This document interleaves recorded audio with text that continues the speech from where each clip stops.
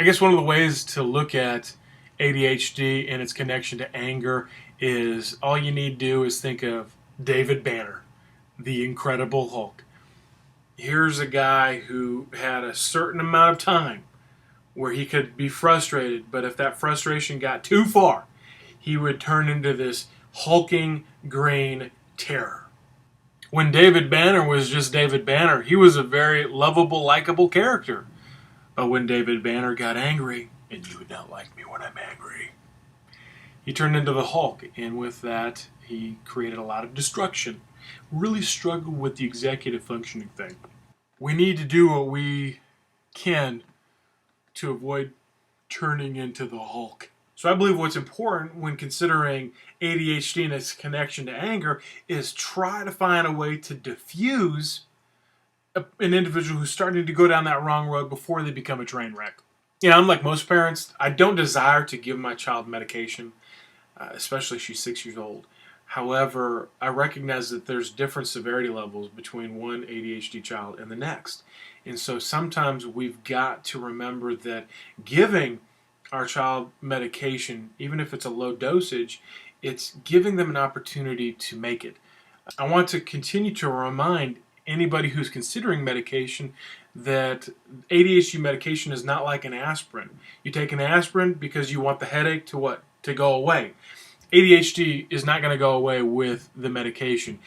The medication is supposed to assist. So we need to continue to be aware of how to deal with these ADHD issues despite medication.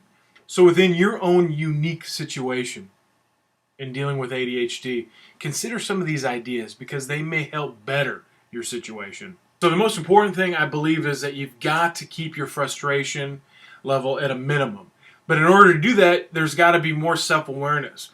Now, as a teenager and later on as an adult, this may be a little bit easier because you can be more aware of your frustration growing and recognizing, okay, if I'm getting ready to lose it, I need to backtrack. I got to do something to get out of this mental situation before I do something that I regret. Now, when you're dealing with a young child, a parent needs to be aware of some telltale signs.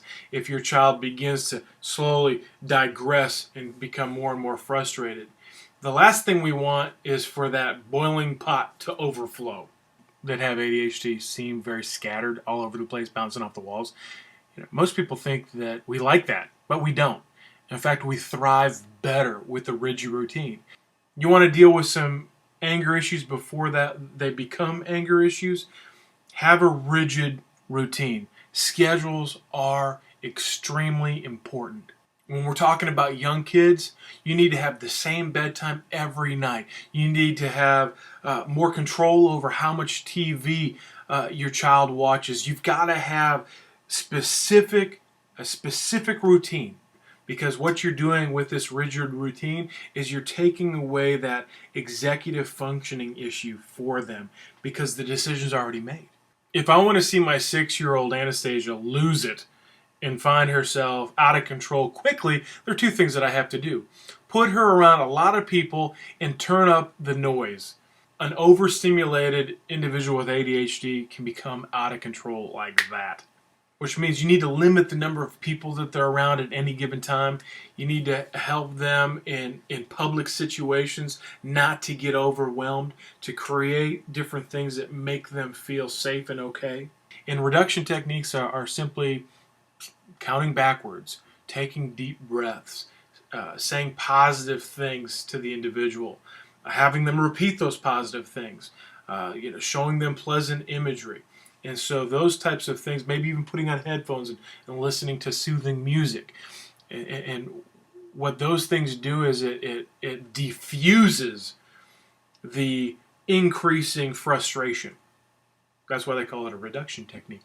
Despite some great strategies and implementing accommodations, and even with the help of medication, I know for a fact individuals with ADHD, they're still going to lose it. They're still going to find themselves in trouble. And so in my next vlog, I'm going to answer a question that a lot of parents have, and that is, how do I discipline my child who has ADHD? What can I do?